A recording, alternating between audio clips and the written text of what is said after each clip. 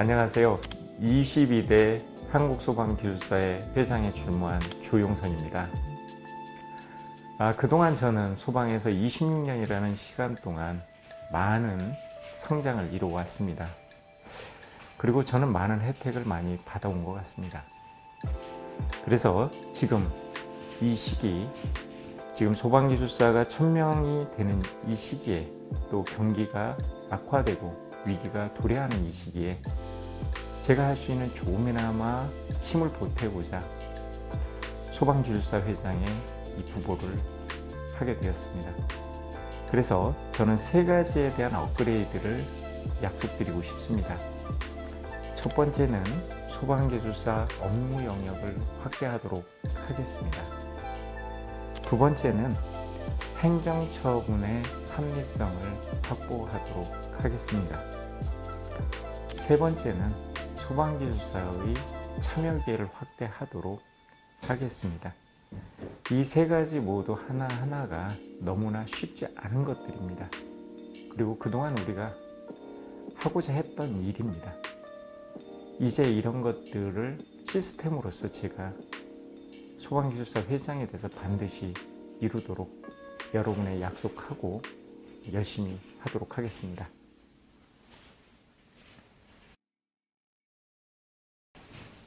다음 질문이 있으시면. 네, 이게 이제 선거 공약지에 보면은 네. 이제 올해부터는 경제 동맹이 불투명하니까 여러 가지 문제점이 발생된다고 쓰여져 있어요. 네. 소방 기술사의 일자리도 감소될 거고, 그에 따라서 연봉도 감소될 거고, 업체 간의 뭐 경쟁 과열로 경영도 악화될 수 있다라고 돼 있어요. 그래서 이 문구를 보면은 소방 기술사의 업무 영역 확대가 더 간절하게 좀 느껴지는 것 같아요. 그래서 보면은 업무 영역 확대 중에 안전관리 분야, 그러니까 지금의 4일, 5일, 한 10일 정도 교육받으면 안전관리자로 선임될 수 있는 제도로 지금 운영되고 있는데, 이 분야를 뭐 대규모 발전소, 성능위주 설계 대상 이런 건물에는 그래도 안전관리자는 소방기술사로서 업무 영역에 들어갈 수 있게끔 하자. 좀 좋은 아이디어고 좋은 공약이라고 생각합니다. 근데 기존의 법규가 전공자도 아니고 그냥 4일, 5일, 한 열흘 교육받으면 될 수 있는 부분들이 있는데, 이걸 갑자기 소방기술사 업역으로 들어온다고 했을 때 거의 저는 실효성이 잘 느껴지진 않거든요. 이런 부분들이 어떻게 이루어질 수 있는지 좀 더 구체적으로 한번 설명을 해줬으면 좋겠습니다. 이게 제가 소방을 시작했던 94년 5년쯤에 사실은 1급 소방안전관리자가 기사였더라고요. 그래서 제가 기사로서 소방안전관리자가 하면 한 1,800 정도? 그때는 네. 작은 연봉이 아니고, 네. 그리고 또 발주처 갑이 되는 거였죠. 이제 정식 직원이었지.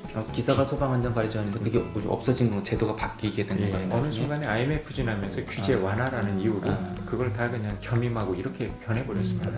변해서 좋아진 게 뭘까요? 인건비 싸게 들어간 거 외에 뭐가 있을까요? 안전 수준 어떻게 보세요? 떨어졌다고 느껴지죠. 그래서 저는 거기에 답을 찾고 싶어요. 많은 소방학과 학생들이 나오는 많은 시대에 안전관리자가 그렇게, 우리가 설계, 감리, 공사가 중요하다고 하지만 그거보다 더 중요한 건 관리거든요. 이 관리를 잘하면 되는데 관리에 대해서는 너무 소홀합니다. 아무나 다 해도 되는 분야로 지금 돼 있죠.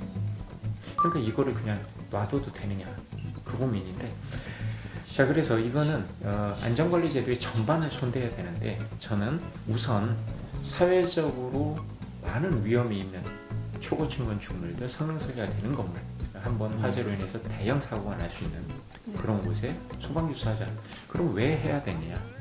사실은 부산 우신골든 스위트 화재에 우리가 점검을 했었습니다.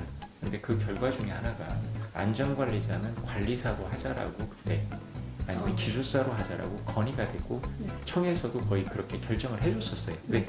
그때 요구가 그랬으니까. 그럼 기술사 영역이 아닌 관리사 영역으로 관리사, 기술사 영역 이렇게 정하죠. 관리사 영역 맞죠? 관리사 이상 영역으로 돼요. 관리사 이상 영역으로. 근데 그게 갑자기 민원이 들어온다고 특급으로 지금 안전관리 10일짜리 교육으로 바뀌게 됩니다.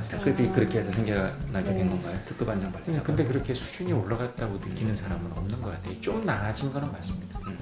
근데 획기적으로 달라진 건 없어요. 자, 근데 관리사가 할 거냐 기술사가 할 거냐 문제는 뭐냐면, 성능 설계 때문에 기술사 영역으로 될 수밖에 없어야 된다고 생각을 하는 거예요. 관리사는 점검을 하는 분야거든요. 그래서 지금 성능 설계는 많은 피난 방어나 많은 부분을 이제 조건에 법을 넘어서서 많은 시스템을 드립니다. 많은 역학적인 관계가 들어갑니다.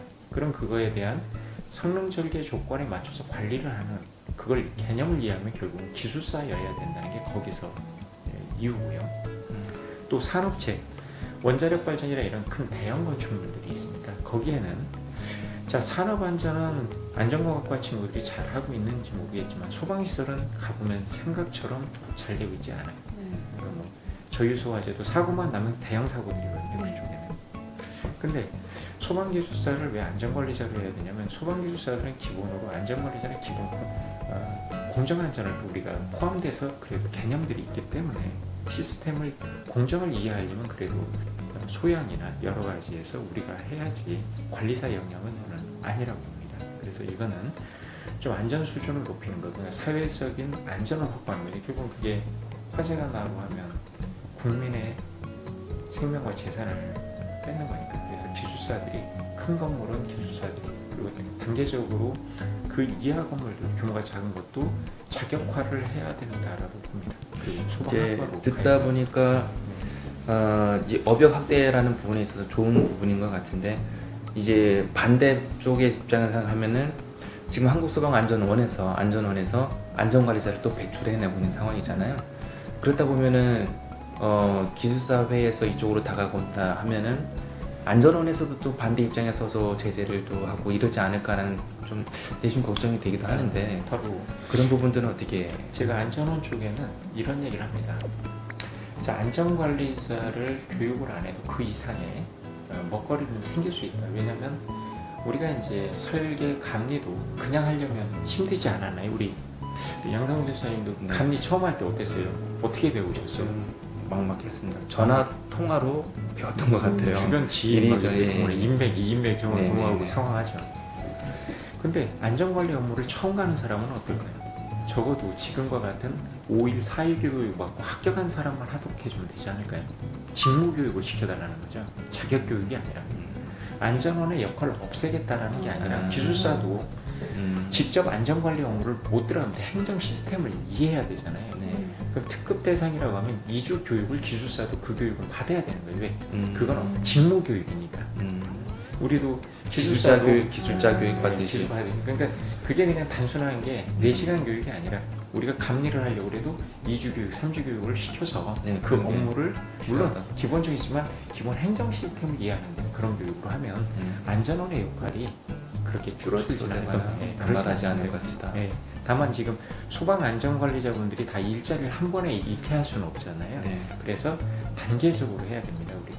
그래서 지금 소방기술사가 하게 되는 영역은 기존 먹거리를 침해한 부분이 5%도 안 되는 아주 소규모 대상이 소규모가 아니라 작은 분야입니다. 국가적으로 재난 수준의 위험이 사고가 날 수 있는 건 기술사들이 하고 단계적으로 그건 사회적 합의를 통해서 분명히 이것도 지금 필요성 정부에서 요구하고 있습니다. 그래서 우리가 합리성만 우리가 확보해 준다면 뭐 청에서도 어느 정부에서도 반대할 이유는 없지 않을까요? 국민을 위하는 건데 우리가 우리 포인트를 잡아보자고요. 제가 일자리 창출이라고 했지만 일자리 창출해달라 그러면 정부에서는 안 해줄 거예요. 근데 이제 국민의 안전을 위해서 우리가 하는 거죠. 그러니까 국민의 안전이 일자리지 일자리를 위해서 일자리를 네. 만드는 게 아니라는 네. 목표가 다른 거예요. 그러니까 써놓은 것만 일자리라는 거지. 우리는 국민의 안전을 위해서 하다 보면 일자리는 그냥 생겨나는 거. 거기에 국민의 설득을 할 수 있고 합의를 이뤄낼 수 있다고 봅니다. 그리고 저기 보면 이제 행정처분의 합리성 업그레이드라는 좀 문구가 보이는데 지금 행정처분이 좀 불합리한 부분들이 어떤 게 있으며 이것을 어떻게 개선하려고 이런 공약서를 내는지 좀 궁금합니다. 저도 감리할 때 참 힘들더라고요. 내가 휴가를 갔을 때 본사에 얘기하려면 지원을 받기가 어렵거든요. 그래서 그때 나오면 처벌받죠. 네. 우리 양 이사님 휴가 어떻게 갔어요? 대리인을 대체하려고 꼭 구해놔야 되겠죠. 예, 근데 본사에서 그 지원이 받기가 쉬운가요? 만만치 않죠. 네, 만만치 않죠. 네. 사실은 다들 말 못하는 고민이 거기에 있을 겁니다. 원칙대로 제대로 이루어지는 곳이 휴가 갈 적에 연차를 자유롭게 쓸 수 있는 진짜 대체 근무자를 한다는 거는 예, 노동법은 있지만 현실은 좀 그렇지 않은 것 같아요. 그러면 적어도 우리가 예를 들면 노동법에 맞는 우리가 휴가를 보내고 하는 거는 법으로 그거에 대한 것은 보호가 돼야 된다는 거죠. 네. 그렇다고 그 회사에서 여유 인력을 뽑아놓고 그런 시스템을 해주면 되는데 아직 그거는 아직 시기적으로는 저기고 우리가 또 이런 게 있죠. 처벌받을 때 혹시 양성홍 기술사님이 감리한 현장에 스프링클러 헤드 광경이 하나도 문제가 없을까요? 자신이면 어떠세요?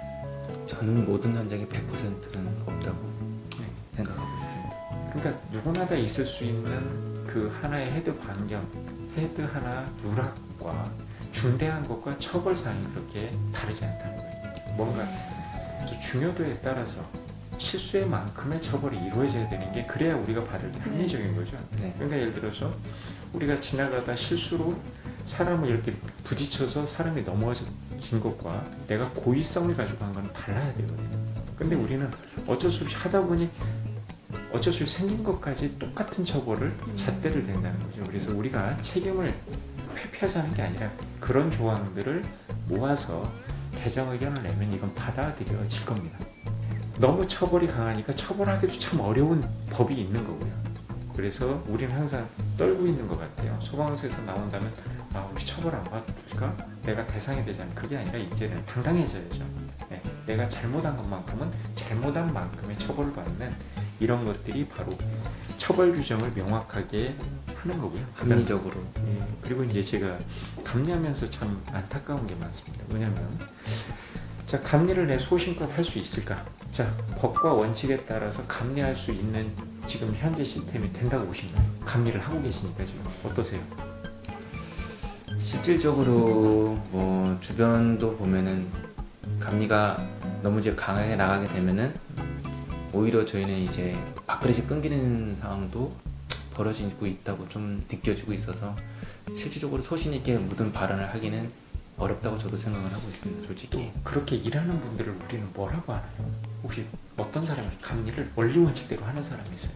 그 사람을 우리는 뭐라고 부르죠? 훌륭하다고 하나요? 지금 우리 사회가. 그렇지 않죠. 그러니까 저는 많이들 이게 또라이라고 하는 것 같더라고요. 융통성이 없다고 하죠. 네. 참 이게 좀 제가 난감한 거예요. 우리가 지금 사회적 요구는 지금 양 이사님이랑 제가 해왔던 삶이 맞아요.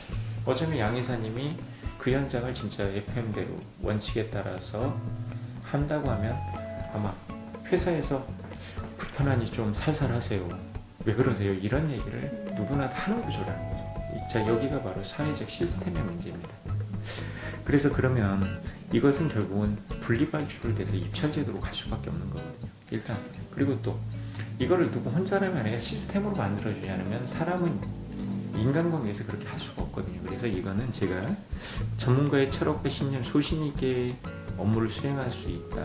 그리고 이런 부분은 제가 결국은 준공시에 준공필증이나 소방필증이라는 부분이 분명히 공정하고 안 맞는 부분, 이 부분과 감리가 공사업체, 그러니까 결국은 원리원칙대로 일하면 수주를 못하는 시스템을 바꾸는 것, 이것이 포함되어 있습니다. 결국은 이게 이제 돼야지 우리가 좀 더 우리가 소신과 같하는 건데 이 부분이 좀 쉽지는 않지만 지금 합의는 많이 이루어져서 아마 되지 않을까 싶습니다. 소방기술사 회장이 되시면 이런 많은 공약들을 실천하시려면 굉장히 바빠지실 텐데 사업에는 지장이 없으실까요? 제가 그런 질문을 가장 많이 받은 것 같아요. 사업을 하는 사람이 돈을 벌 텐데 또 하나 이런 것도 있더라고요. 기술사 회장이 돼서 회사의 사업에 영업하려고 한다라는 얘기를 많이 들어요. 맞죠? 네. 저는 그거 다 보고 있는 회원들이 아마 두 분 다 아마 그런 생각을 하지 않을까. 네. 업하는데 도움 되려고 하는 거지.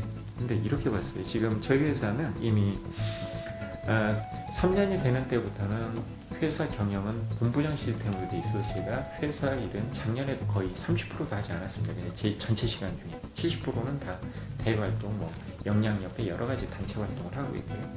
이 올해는 더더욱이나 시간이 또 짧아지고 있습니다. 그만큼 시스템이 돼 있거든요. 그래서 절대로 회사 일이 문제 없으면서도 기술사회에 제 시간 한 70%만 쏟으면 될 것 같고요. 근데 이 많은 일들은 70%를 쏟아서 혼자 할 수 있는 건 아닙니다. 결국은 저는 이게 제가 갖고 있는 인적 시스템, 그건 결국 사람의 문제죠. 우리 회사가 본부장들을 잘 취업을 해서 그분들한테 역할을 주니까 그분들이 해준 것처럼 저는 분명히 이 분과위원회나 사업위원회에 그런 분들의 그런 역량 있는 분들을 제가 모실 겁니다. 그러니까 그동안에 뭐 내 밑에서 기술사 회사이니까 와서 그냥 같이 해달라 이게 아니라 그분들을 잘 모셔서 그분 역량 있는 분들이 그걸 하나씩 이루도록 하면 혼자 하는 게 아니죠. 이거 혼자 절대 안 됩니다. 이건 시스템으로 해야 됩니다. 그래서 이거는 많은 단체들, 그 다음에 많은 언론들, 국회들, 정부들 이걸 설득하고 우리가 그걸 이뤄낼 때 가능합니다. 그리고 회사 영업하려고 하는 거 아니냐 이 부분은 모르겠어요. 두 분은 어떻게 느낄지 몰라도 우리 양성훈 교수님은 감리원장에 최희미 기술사님은 지금 온 지 얼마 된 모르겠는데 저 영업하는 거 한 번도 못 보셨죠? 못 봤습니다. 저 영업하기 전에 오면은 오히려 잘라요. 왜냐하면 각 사업본부에서 이미 영업은 자동으로 돌아가는 구조라 오히려 사람을 못 구해서 굳이 그냥 하고 싶지 않아요. 점검도 그렇고 웬만하면 거절하고 있거든요. 그래서 제가 한번 보시면 알겠지만 기술사 회장이 돼서 회장이 된 동안 제 이권에 나중에 관여됐다 그거는 제가 사죄를 드릴 거고요. 저 그렇게 살아오질 않았기 때문에 제가 분명히 객관적으로